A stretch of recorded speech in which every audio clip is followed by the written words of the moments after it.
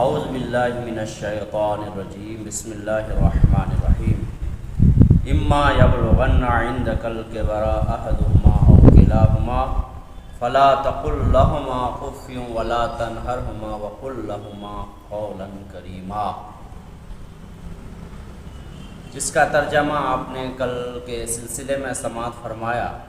والدین کی عظمت کے تعلق سے میں عرض کر رہا تھا کہ والدین کا کتنا عظیم مقام و مرتبہ ہے، وہیں پہ ہمیں والدین کی عظمت اور رفعت اور ان کی شان کو جہاں ہم نے سماعت فرمایا، ہمیں دیکھنا ہے کہ جو والدین کی نافرمانی کرے، والدین کی باتوں کو نہ مانے، والدین کے دل کو دکھائے، اس کے لیے اللہ تبارک و تعالیٰ نے کتنا عظیم جو ہے عذاب تیار کر رکھا ہے۔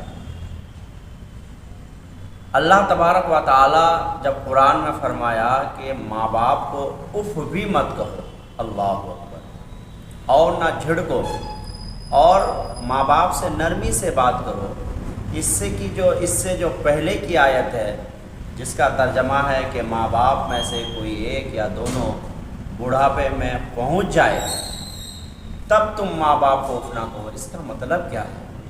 اللہ تبارک و تعالیٰ نے بڑھاپے کی حالت میں یہ فرمایا کہ ماں باپ کو اف نہ کہو، ماں باپ کو جھڑکو نہ، ماں باپ کے ساتھ نرمی سے بات کرو۔ اس کا کیا مطلب ہے؟ کیا جوانی کو ماں باپ کو جوانی کے عالم میں اف کہہ سکتے ہیں؟ کیا جوانی میں ماں باپ کو جھڑک سکتے ہیں؟ نہیں، بلکہ اس میں نقطہ بیان کیا گیا کہ اللہ تبارک و تعالیٰ نے جو یہ ارشاد فرمایا کہ ماں باپ میں سے ایک یا دونوں جب بڑھاپے میں چلے جائیں تو انہیں اف نہ کہو، اس کا مطلب صحیح یہ ہے کہ جب ماں باپ بوڑھے ہو جاتے ہیں، ان کی طبیعتیں جو ہے نرم ہو جاتی ہے اور ماں باپ جو ہے خستہ حالت میں ہوتے ہیں، اس وقت اگر تم دل دکھاؤ گے ماں باپ کو اف کہہ کر کے تو ماں باپ زیادہ ناراض ہوں گے اور تمہاری آخرت خراب ہوگی۔ دوسری بات یہ بیان کیا گیا کہ ماں باپ جب جوانی میں ہوتے ہیں تو بچوں کو کما کر کے ماں باپ کھلاتے ہیں، پریشانیاں اٹھا کے کھلاتے ہیں۔ بچے چھوٹے ہوتے ہیں تو جب بچے ماں باپ کا کھاتے ہیں، اللہ اکبر، اس وقت بچے جو ہے ماں باپ کو اف تو کہتے ہی نہیں ہیں ڈر کے مارے، لیکن جب بڑھاپے میں ماں باپ کماتے نہیں ہوں گے اور بچے کما کر کے ماں باپ کو کھلاتے ہیں تو اللہ نے فرمایا دیکھو ماں باپ کی شان اور عظمت یہ ہے کہ جب تم ماں باپ کو کما کر کے کھلاتے ہو اس وقت بھی تمہیں اف نہیں کہنا ہے، اس وقت بھی ماں باپ کو تمہیں جھڑکنا نہیں ہے، اس وقت بھی ماں باپ سے تمہیں نرمی سے بات کرنی ہے۔ تو جب تم کھلا رہے ہو اس وقت تمہارے لیے یہ ضروری ہے کہ ماں باپ کے ساتھ حسن سلوک کرو۔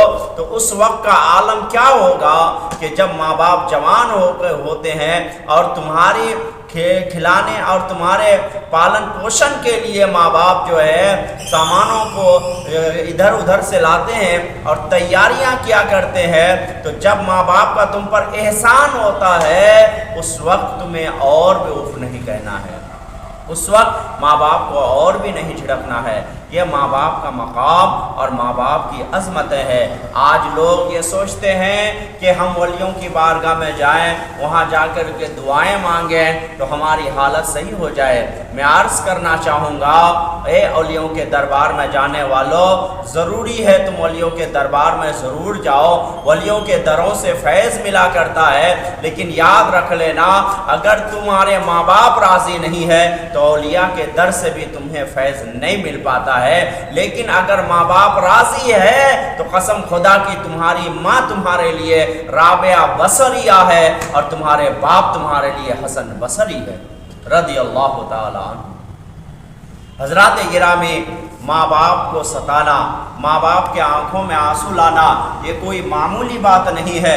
ایک غلام مصطفیٰ صلی اللہ علیہ وآلہ وسلم آقا کریم کی بارگاہ میں ملک شام سے آتا ہے اور سرکار کی بارگاہ میں آنے کے بعد عرض کرتا ہے یا رسول اللہ میں ساز و سامان کے ساتھ آپ کے در پاک پہ آ گیا، اب آپ کے قدموں میں گزارا کرنا چاہتا ہوں، اب یہاں سے میں لوٹنے والا نہیں ہوں، آپ مجھے اپنا لیجئے، آپ مجھے قبول کر لیجئے۔ آقا کریم صلی اللہ تعالی علیہ وآلہ وسلم ارشاد فرماتے ہیں اے میرے غلام پہلے یہ تو بتاؤ کہ تم جو ماں باپ کے پاس سے آئے ہو میرے پاس، کیا تم نے ماں باپ سے اجازت لی ہے؟ غلام عرض کرتا ہے یا رسول اللہ میں نے ماں باپ سے اجازت لی ہے۔ آقا کریم ارشاد فرماتے ہیں کیا ماں باپ نے اجازت دی؟ کہا ہاں یا رسول اللہ ماں باپ نے اجازت تو دے دی ہے۔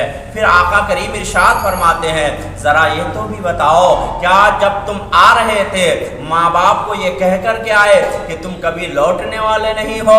غلام نے عرض کیا رسول اللہ میں نے عرض کر دیا، میں نے ماں باپ سے کہہ دیا کہ میں اب آقا کی بارگاہ میں جاتا ہوں، صلی اللہ تعالیٰ علیہ وسلم کی بارگاہ میں جانا چاہتا ہوں، اب وہاں سے میں لوٹنے والا نہیں ہوں۔ آقا کریم ارشاد فرماتے ہیں اے میرے غلام ذرا یہ بتاؤ جب تم کہہ رہے تھے کہ میں کبھی لوٹنے والا نہیں ہوں، کبھی واپس آنے والا نہیں ہوں، کیا آقا کریم صلی اللہ علیہ وسلم ارشاد فرماتے ہیں اس وقت بھی تمہارے ماں باپ تمہیں اجازت دیے تھے؟ کہا ہاں یا رسول اللہ اجازت تو دی تھی لیکن یا رسول اللہ میرے ماں باپ رو رہے تھے۔ اللہ اکبر۔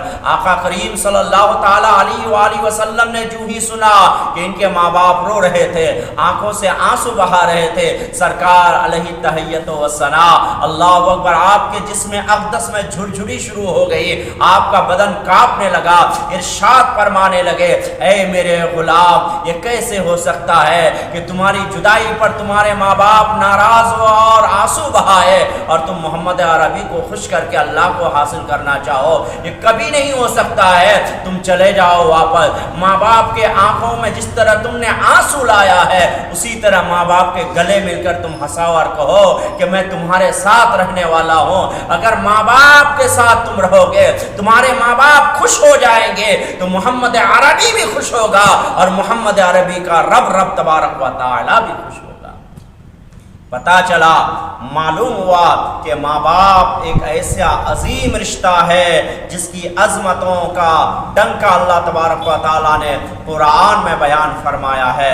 میرے بھائیوں آئیے، نماز ایک عظیم عبادت ہے لیکن آقا کریم صلی اللہ علیہ وسلم کی حدیث مبارکہ ہے من صلی یرائی فقد اشرک، کہ جس نے نماز دکھاوے کے لیے پڑھا تحقیق کے اس نے شرک کر لیا۔